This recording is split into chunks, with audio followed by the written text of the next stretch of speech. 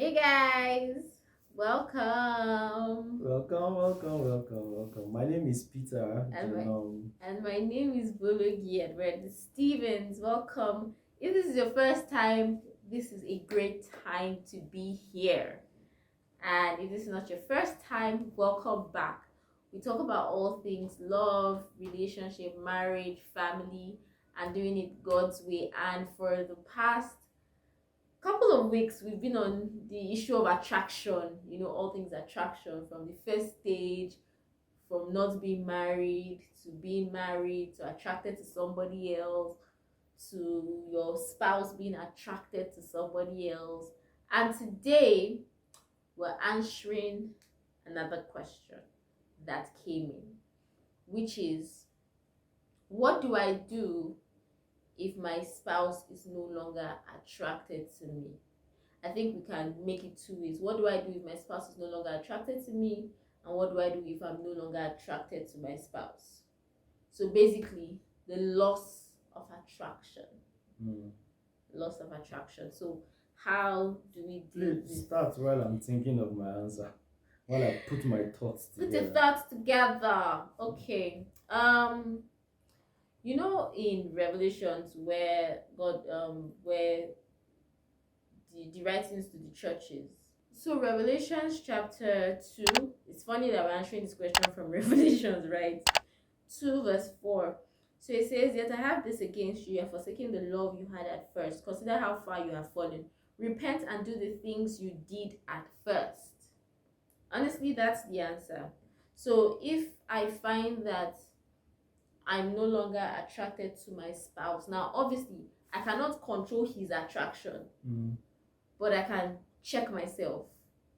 Were there things that I used to do that I no longer do? Most times these things are born out of conversation. So if I think, because many times you even may be wrong, but if I think that my spouse is no longer attracted to me, I think we should have a conversation. Say, babe, this is how I feel. I feel like you're no longer attracted to me. And this is why I feel like you're no longer attracted to me. You don't talk to me the way you used to. You don't hold me the way you used to, or whatever it is. And then your spouse can say, if it's true that, okay, this is it, and all of that. And then you check, like, were there things that I used to do before? Was there a way I used to speak to or into him or her? Was there a way I used to pay attention to how I look that I know that they like? All of those things. Just check it. And if you have fallen, go back as much as possible. Now, please, I understand that there are times and seasons. So, for example, you don't expect a woman that gave birth to a baby 4 weeks ago, say, go back to the things you used to do before, when she's just trying to maybe understand motherhood. So there are times and seasons. So you have to explain. If it's something that, okay, I can't right now, you also let your spouse understand where you are, and then both of you, with that understanding, try and find a way. Did you get? Let me stop there. Okay. So the things that breed liking something is focus, really. Um, so the more I watch a movie, the more I get to like the movie. Usually, the movie makes sense. Mm-hmm. Do you understand? And if you marry the person, this person suppose don't make sense to a level. So let us even the story that somebody said that if you marry, can't remember what he said, but if you marry one thing, and then they'll keep how come you married this thing? Do you understand? This person, like, maybe this person is not fine according to the standard and eyes of everybody else. Exactly. And even you too, from the beginning, you were like, this person will try. But you start spending time, you start conversing. This person knows he's fine, though. And you keep speaking with the person, you keep spending time. The hair too is nice, oh. This person actually makes sense. I like the things the person is saying. Later on, all the not fineness just fizzle away. You don't see it anymore. You begin to see the thing that transcends the physical. It's not like the person's face change. No, you began to see deeper part of the person that connected with you, and that was what defined the beauty to you. So when you see the person, you are truly not seeing the person's face only. You are seeing the person's mind, you are seeing the person's thoughts, you are seeing the person's actions, you are seeing the person's thoughtfulness, you are seeing the person's sacrifice, and all of those things just come together to form a beautiful image to you. So again, how much time are you guys spending as spouses? Because the truth is, marriage can become very monotonous, and it looks mechanical and looks like everyday transactions, and truly you get bored with transactions, especially if it's the same kind of transactions. You want to try new transactions, so here and there you must be intentional to step away from the normal transactions, and like she said, go back to the things you did at the beginning. Did you guys used to watch movie together? Did you guys used to have your date night? Did you guys used to have baths together? Did you guys used to have a walk together? Did you used to hold hands? Whatever it was that was the spark at the beginning, you need to sustain it, because for our marriage to continue to thrive, we must continue to sustain and evolve and evolve the flame, because the flame will not remain the same. It will keep evolving over the years. I need to match up with the expectations. Yes, exactly. And find the flame for the season. For the season, exactly. Because the flame for your season as boyfriend and girlfriend is not going to be the same flame. Because as boyfriend and girlfriend, there's that, oh, I've not seen you today, I've not seen you in 2 days. Let's go on a date. You pick me, you drop me, we are chatting in the night. That flame is not there in marriage, because we are in the same house. So there's no that chat, I've not seen you today. So we have to find a new flame. We have to recreate. We have to recreate a new flame. Now that I'm seeing you every day, what's our flame that will avoid see finish? Then you get pregnant, you're entering a new season. Exactly. You have a baby, you are entering. So you have to keep finding the flame dynamic, really, of your season. And as far as what you are calling flame is not sinful, don't go and bring a third party into your marriage, say our flame for our season is threesome. As long as it's not sinful, what is the flame for your season would be different from our own season, even if we're in the same season. So even if we both have one child that is 1 year old, our flame will look different from your flame, but are we okay in our flame? That's what matters. Do you understand? So avoid comparison, like, oh, these people do this. They do that. It can be inspiring, but does it work for you? If it works for you, by all means adopt it. But if it doesn't work for you, don't try and force it. So just find the flame for that season. True. I think something I wanted to just say is that you're not attracted to your spouse again. One of the possibilities that you get attracted to somebody else. And part of the reasons why you quickly think that person is the bomb is because you're not seeing that person all the time, like you said. You're not spending, the person is not doing the things your spouse is doing. The person is not doing all of the chore that has made your marriage boring like that person. Do you understand? That person most likely 80-20 rule for some of us. Yeah, seeing that person the next day in the morning. The person is all in their best, and all of those kind of things. So we must watch out for things like that.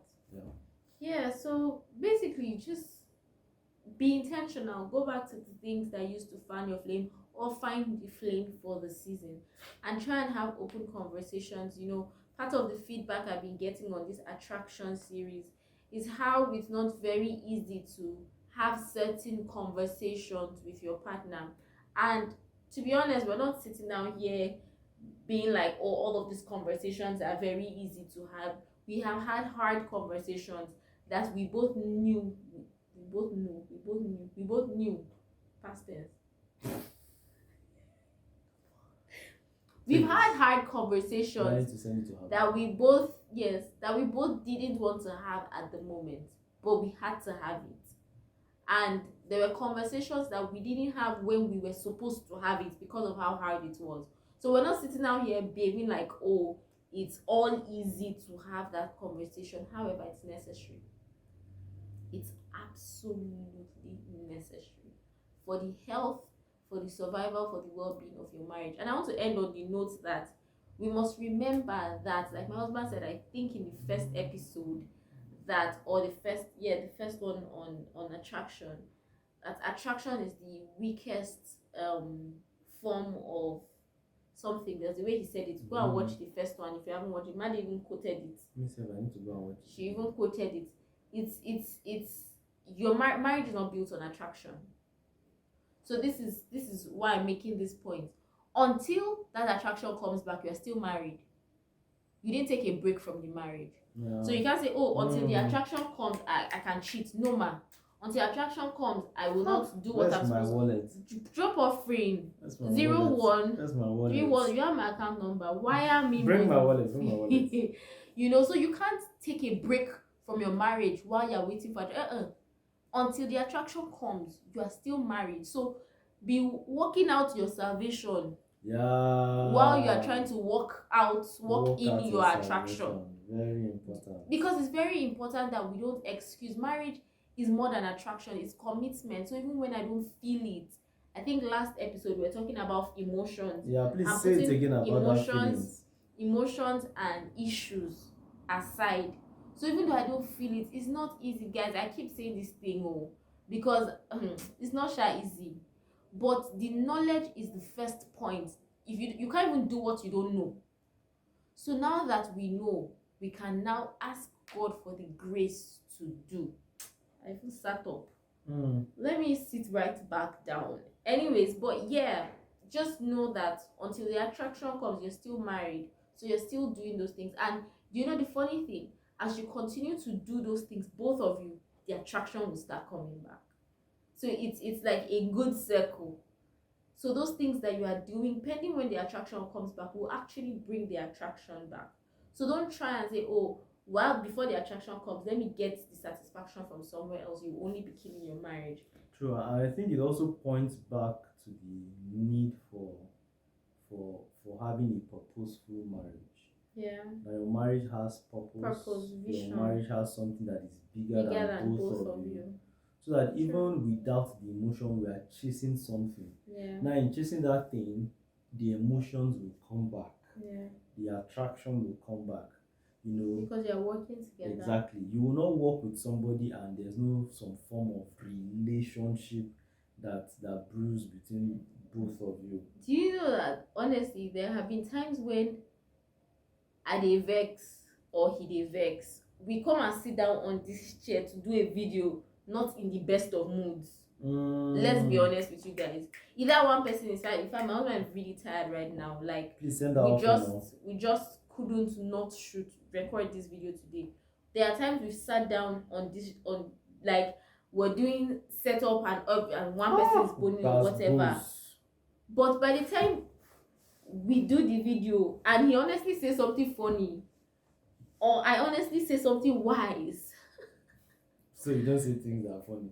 Well, and I don't say things that are wise. Kind of for you. But you get that's what he's saying. So it's bigger than us. No, let's address. Doing that, wait, just hold on. Babe, this video will be long. Let's address that matter. So whenever he says something wise and I say something funny, or we say something wise and funny, or vice versa.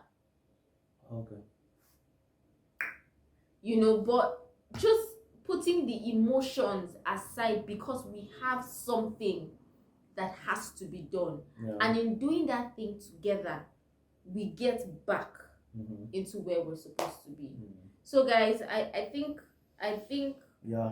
I know I'm not adding anything. I know that there's a lot in this video has helped you in this matter of attraction. And yeah, so I don't know, I want to think that is it. But if you have any other questions still on attraction, keep them coming, guys. We really enjoyed this few episodes on attraction because it's been very interactive.